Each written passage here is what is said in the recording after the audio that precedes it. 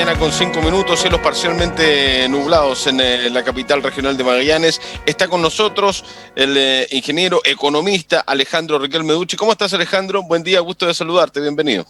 Buenos días, Mauricio. Muy interesante la entrevista anterior con la doctora Mónica Pinto. Creo que esos son los expertos que tienen que hablar sobre el COVID, sobre cómo se está dando el proceso de la cuarentena acá en Magallanes, porque escuchamos muchas opiniones, pero en definitiva tenemos la particularidad de que existen dos infectólogos acá en Magallanes y creo que son ellos las autoridades para poder dilucidar las preguntas que señalaban los auditores. Muy interesante la entrevista, realmente.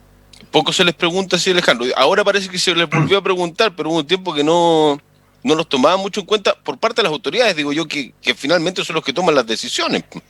Pero hay que preguntarle a los que saben. Pues si yo quiero hablar de economía, te voy a llamar a ti. Si quiero hablar de salud, de emergencia sanitaria, voy a llamar a un doctor, voy a llamar a Mónica Pinto, a Rodrigo Muñoz, voy a llamar a ellos. Exacto. Pero porque... Exacto. De hecho, a mí me llamó, recuerdo un canal de televisión para que opinara sobre este tema. Yo efectivamente llevaba las estadísticas hasta hace 2 meses atrás de la enfermedad. Pero yo dije, no corresponde que yo por mucho que sepa estadística, sepa matemáticas, tenga una buena preparación, no es mi área. Acá existen 2 infectólogos que son los únicos que pueden opinar con propiedad las reales causas. Pero ¿sabes qué es lo que es preocupante, Mauricio? Es que yo hace unos días atrás escuchaba a la jefa de salud pública, Vivian Garay, que criticaba a los magallánicos porque nosotros, en lo que ella planteaba, que decía que teníamos entre 12 a 18 contactos estrechos por cada paciente positivo. Sin embargo, la doctora Pinto plantea de que no tenemos más de 2.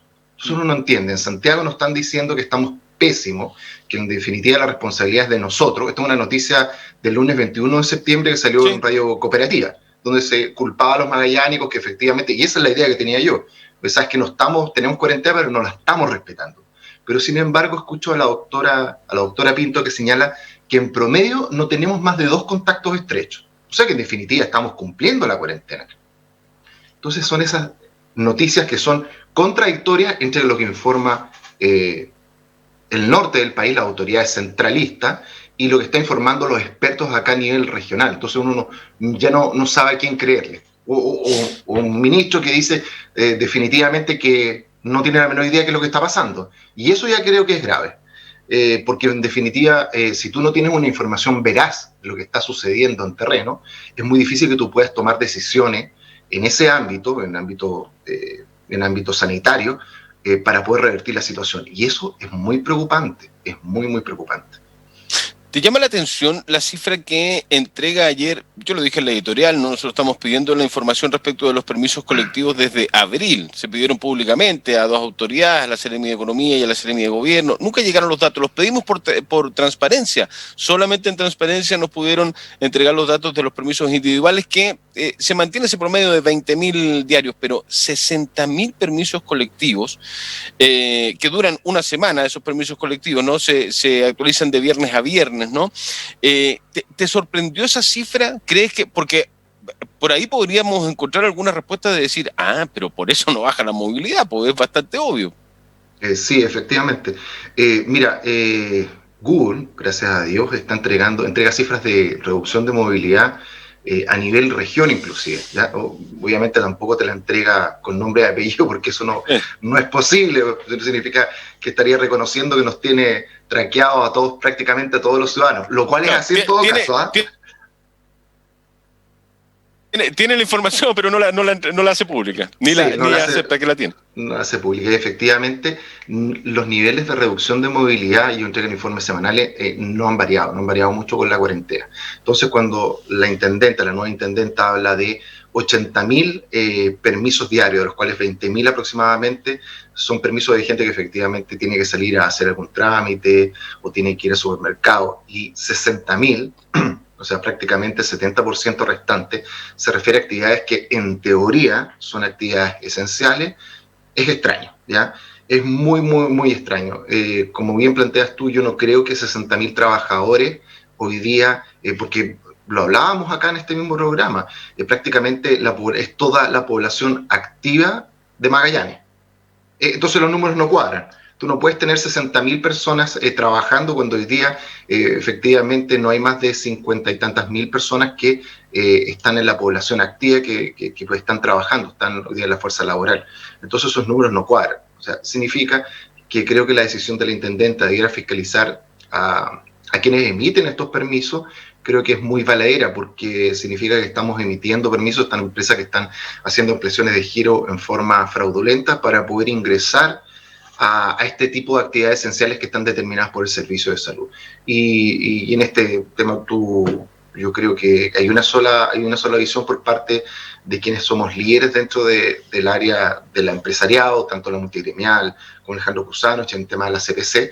Creemos que las empresas que cometen delitos tienen que ser sancionadas. Y eso tiene que ser así. Y yo creo que es una buena medida lo que está tomando la intendenta de ir a fiscalizar a las empresas. Pero también está la medida propia que tenemos que tener todos los magallánicos, que en definitiva es respetar la cuarentena también. Creo que 20.000 personas saliendo también creo que es excesivo. Hoy día tú puedes sacar permiso todos los días para sacar al perro media hora. Todos los días, si tienes un hijo, puedes sacar 3 veces a la semana por cada hijo permiso y acompañarlo y salir nuevamente. 2 veces a la semana para ir al supermercado. No sé cuántas veces más para ir al médico, otras más para un montón de otros permisos más que existen. Yo creo que los permisos primero tenían que estar completamente prohibidos visitar un domicilio ajeno al que tú tienes. Porque en gran medida lo que se señaló al principio de esta cuarentena, que el gran pic que hubo, y eso es lo que planteaba la jefa de salud pública que te señalaba yo en este reportaje del día 21, es que este pic el motivo de esto era porque la gente no estaba respetando la cuarentena, iba a reuniones sociales los fines de semana, a la casa de los papás, a la casa de los amigos, etcétera. Y creo que eso se tiene que eliminar. Tú no puedes visitar un domicilio que no sea el tuyo. Tan simple como eso. ¿Ya? O tu pega, ¿no? O tu pega si tienes el permiso colectivo. Es que salvo que sea una empresa esencial. Entonces, la esencialidad, por ejemplo, a mí me extraña que, por ejemplo, yo no pueda salir a trotar, no pueda salir a hacer deporte, pero sí pueda sacar al perro todos los días. Sí, es raro eso, ¿no? Es muy extraño. O que los niños puedan salir 3 veces a la semana, o que efectivamente podamos tener desplazamientos intracomunales. Creo que las medidas tienen que ser, si no está funcionando la cuarentena como está definida, creo que las medidas tienen que ser mucho más coercitivas y mucho más estrictas. Lo puedes llamar como tú quieras, no me acuerdo cuál era el nombre que le querían poner el día jueves, circulaban ahí cadenas de WhatsApp, hibernación creo que era. Hibernación, sí, claro. Tenemos que bajar la movilidad, eso es todo. Tenemos que bajar la movilidad, ya que hay 3 medidas que son esenciales que le han señalado los médicos. Primero, tienes que lavarte las manos. Segundo, tienes que usar tapaboca. Y 3, el distanciamiento social. Veíamos también videos en Santiago, no sé si esto estará ocurriendo acá, porque yo no salí. Yo efectivamente he respetado la cuarentena, yo no he salido, pero las aglomeraciones siguen sucediendo. Se inauguró en Independencia, creo que era la entrada de un mall. Impresionante. Toda la gente agolpada. Entonces, eso te demuestra la estupidez y la obsecuencia humana.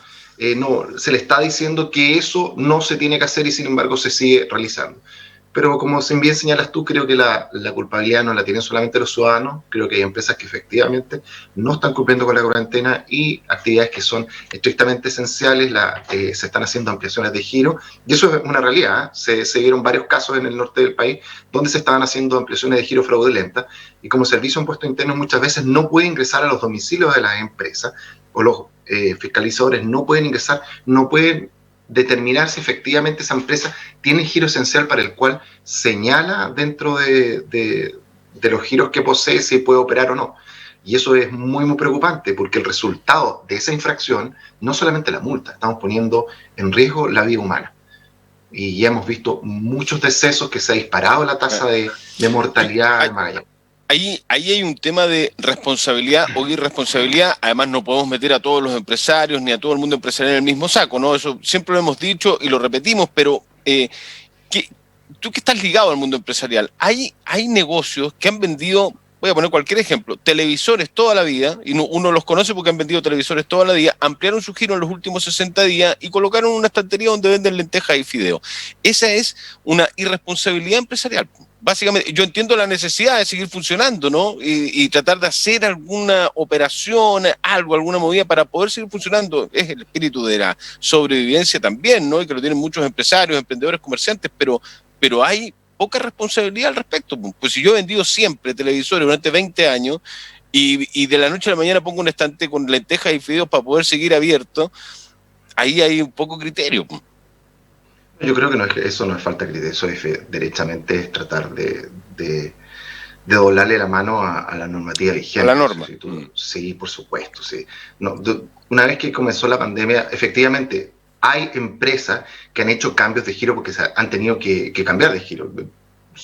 Yo siempre saco ejemplo a una empresa que vendía juguetes acá en Boris, ahí creo que en Boris con Croacia, y que ¿ya? De un día para otro pasó de juguetes, pasó a vender artículos de limpieza, artículos de sanitización, etc. ¿Por qué? Porque son esa empresa quebraba, definitivamente quebraba.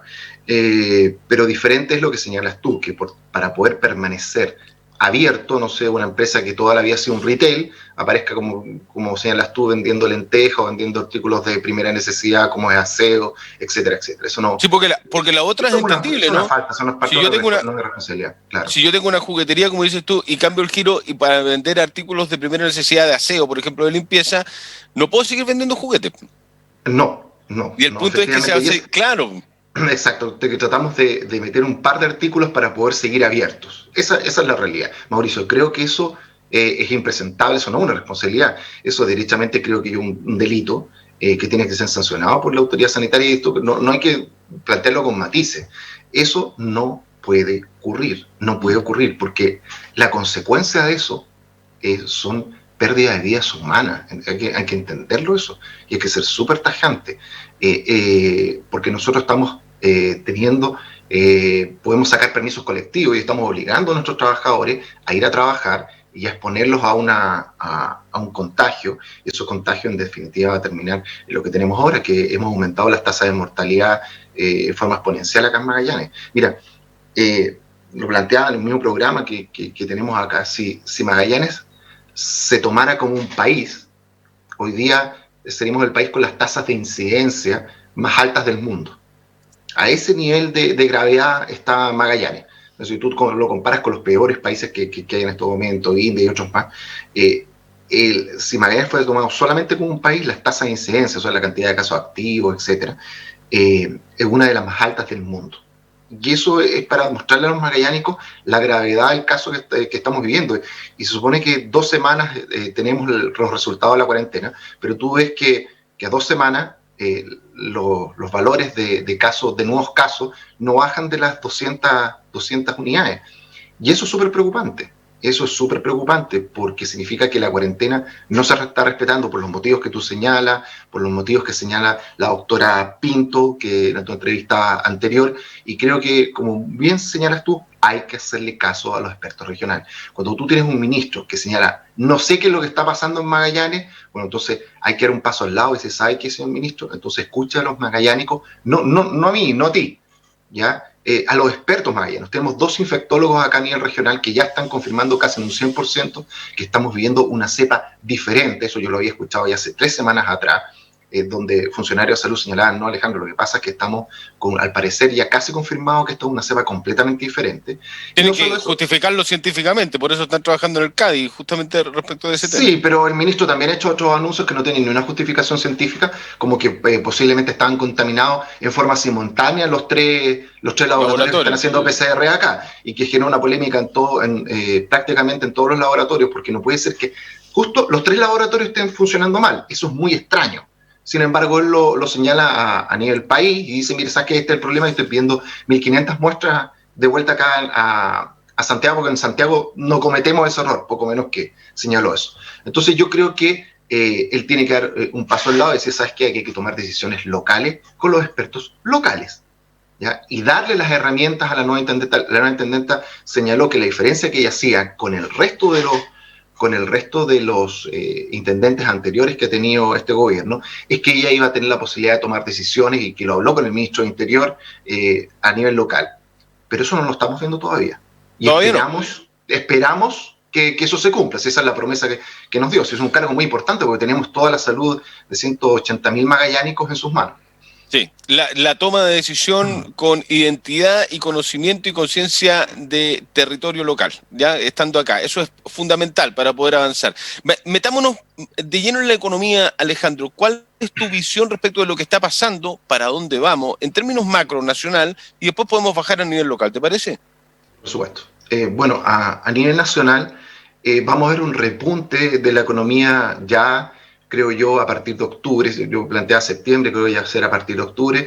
Y eso, hay ciertos barómetros que siempre te generan como unos atisbos de lo que viene para adelante. O sea, que el precio de la libra de cobre esté sobre los $3, o ahora bajó un poquito, pero que esté alrededor de los $3 en promedio. Eso te está diciendo que al menos Asia y Europa está reactivándose. O sea que hay mayor demanda por cobre, que es el principal semáforo de la economía chilena. Y eso obviamente va a empujar un poquito el dólar a la baja.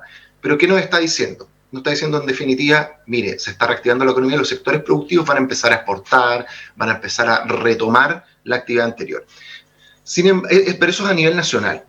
Sin embargo, era un sector, y lo hemos planteado, de hecho el día lunes tenemos una reunión con el diputado Álvarez, que es un diputado de la región de la Araucanía, que está impulsando una ley de reactivación económica para el sector turismo y comercio. Ya. Este sector es muy importante porque el sector turismo hoy día no alcanza, mira, creo que el primero de septiembre salió un número del INE que hablaba que el sector turismo apenas alcanzaba un 9% acá a nivel regional, por ejemplo, las tasas de pernoctación de los hoteles. O sea, hoy día está funcionando al 8 al 7% con suerte. Y de eso, mucho de ese porcentaje son las residencias sanitarias, o sea, se lo debemos gracias al COVID. Prácticamente eso es la única actividad que hay hoy día en el sector turismo. Y eso es un sector que lamentablemente no va a tener una reactivación hasta la próxima temporada. Esta temporada, y lo señalábamos ya hace 3-4 meses, que era completamente inoficioso que se abriera el Parque Nacional porque esta no iba a existir temporada turística este año. Lo mencionamos muchas veces. Bueno, creo que nos dio la razón el tiempo, volvieron a cerrar el parque, ya hay empresas como Comapa que echaron a todos sus trabajadores, Crucero Australis, lo mismo, está a la venta uno de los cruceros a Ecuador. Tengo entendido que están muy avanzadas las conversaciones para la venta de uno de los cruceros. ¿Por qué? Porque esos cruceros se compran y se construyen, por ejemplo, con créditos. Y si tú no puedes pagar ese crédito porque no tienes ingresos en un sector económico como el turismo, tú tienes que salir a venderlo a otro mercado donde sí efectivamente el turismo está funcionando. Pues si no, no vas a tener plata para poder cancelar esa deuda. Vas a entrar, obviamente, en cesación de pagos con el banco y te van a terminar rematando todos los activos de la empresa. Entonces, ahí tú ves medidas drásticas. Esas medidas fueron tomadas hace 2 meses atrás, un mes atrás aproximadamente, por la empresa turística más grande que hay acá en Magallanes, que es el Holding Comapa. Ellos tienen participación en el Hotel Austral, el Crucero Austral, el mayor operador que hay turístico acá en Magallanes. Y eso es más o menos lo que tiene que hacer hoy día el sector turístico, se tiene que reinventar.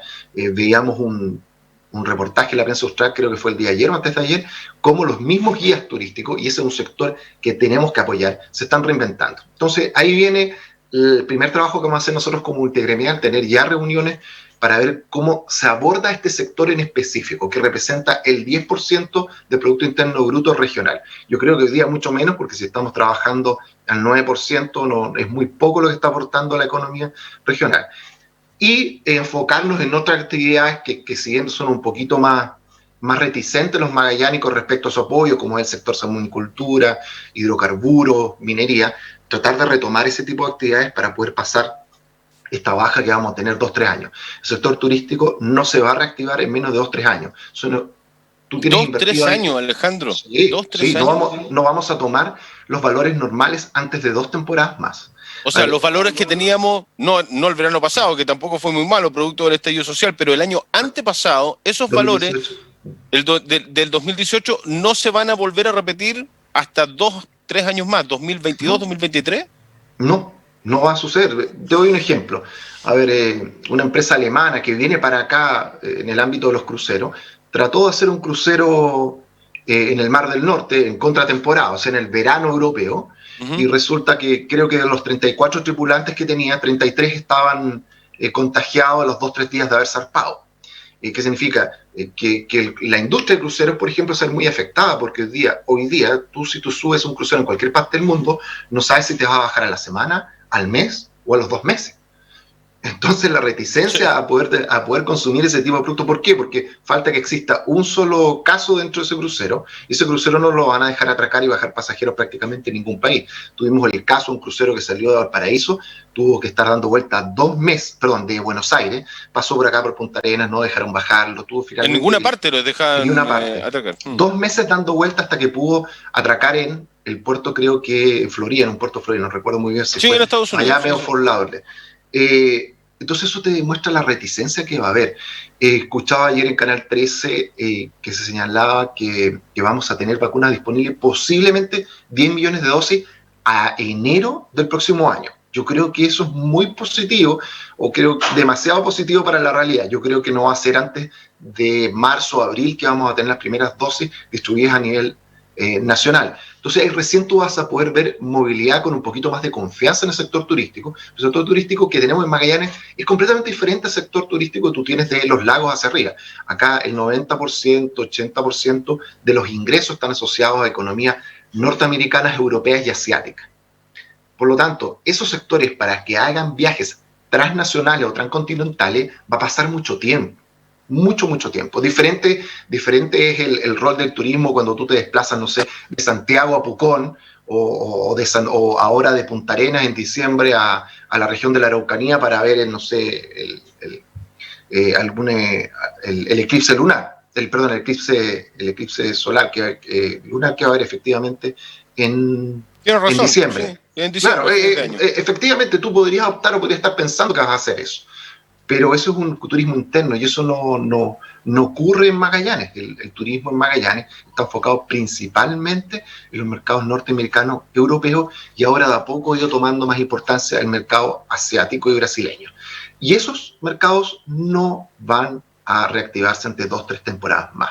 Esa es la realidad. Y como el turismo se ha construido prácticamente en 40 años de esfuerzo, el tema va a ser bastante...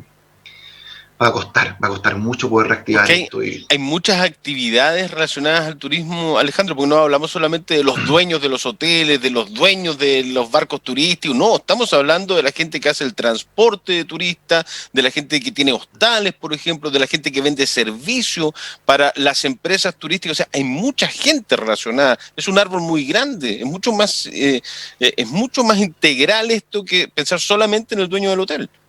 Exacto. Los economistas tenemos un término para eso que se llama integración vertical. Cuando tú tienes integración una empresa vertical. Exacto, acá arriba y que va bajando un montón de sectores hasta abajo.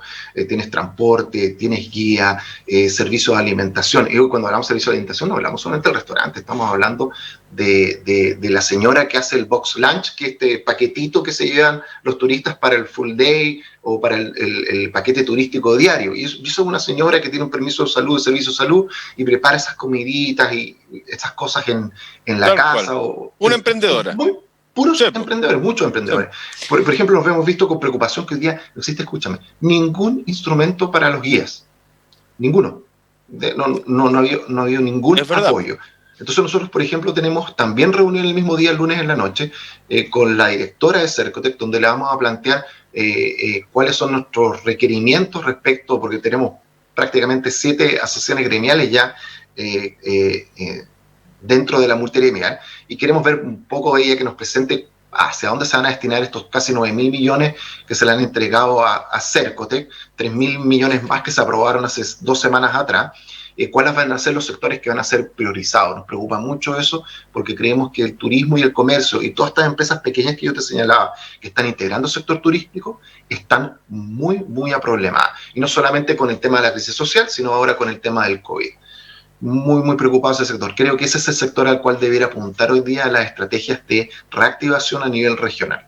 Claro, y es el sector que en septiembre de cada año empezaba ya a prepararse full o ya estaba preparado para recibir la temporada que duraba hasta marzo o abril, cuestión que no va a existir, no va a suceder. Este año ya vienen de una temporada muy mala, imagínense una segunda peor, aún peor, porque va a ser peor de la última temporada que estuvimos. Ahora, ¿qué va a pasar con esa gente? ¿Qué visión? Me queda un minuto, Alejandro, pero ¿qué va a pasar con esa gente, con el sector de aquí a marzo? ¿Cómo podemos visualizar? Ahora, si el gobierno no ayuda, el Estado no ayuda a esas personas, ¿cómo buscamos una solución? ¿Cómo le damos una vuelta a eso para no encontrarnos con un dramático marzo o abril el No, próximo año? va a ser un dramático marzo, Mauricio. O sea, independiente de las ayudas que hay en el gobierno, que son bastante escasas, y uno entiende porque los dineros fiscales no son infinitos, y más encima las arcas fiscales están bastante disminuidas porque las mismas empresas, Además, al no tener ventas, no le generan impuestos al Estado. Si el Estado, nuevamente, no produce plata, el Estado no produce un solo peso, los gasta. Nosotros le entregamos, las empresas le entregamos y los ciudadanos le entregamos impuestos al erario nacional, y ellos son los que los tienen que distribuir en mejor manera debido a las prioridades que ponga cada gobierno. Pero va a haber una quiebra de empresas muy importante. Nuevamente, volvemos al inicio, creo que Comapa es un ejemplo de lo que va a pasar con la mayoría de las empresas. Si tú no haces esos ajustes, que en definitiva es el despido masivo de gente, tú vas a generar una deuda tal que los empresarios van a tener perdiendo no solamente los bienes asociados a sus emprendimientos, sino sus bienes personales, por el nivel de deuda que van a tener esas empresas. Entonces, creo que va a haber mucha empresa que va a estar acogida a la ley de quiebras en este sector, si es que no se hace, por ejemplo, un plan especial para el apoyo a este sector. Y con este plan no se está hablando de que se le entregue dinero, ¿no? Sino que efectivamente se le entregue secciones tributarias, o sea, que pague menos impuestos y a su vez pueda acceder a crédito, como el FOGAPE, en términos especiales. O sea, que se les entregue plata para poder seguir operando, poder pasar este periodo crítico de ser cercano a un año más por lo menos. Alejandro Riquelme Ducci, economista, ingeniero. Muchas gracias, Alejandro, como siempre, por conversar con nosotros. Muy amable. Gracias a ustedes por la invitación, Mauricio. Que estén muy bien. Buena jornada. Chao, chao. Cuídate. Pausa chao. Y ya venimos.